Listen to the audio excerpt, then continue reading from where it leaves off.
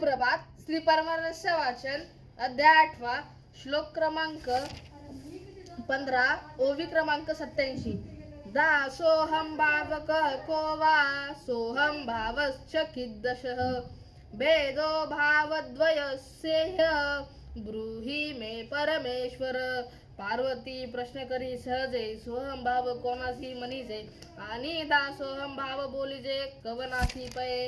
या उभयासी भेदम काही असे अथवा मुळीची नाही बरवार्थ निरूपीचे लवलाही कैलासपती देवराया। दासोहम भक्त भावश्च सोहम भावश्च जंगम भेदो भावस्सोधीर्मतः प्रतिबिंबिवतः।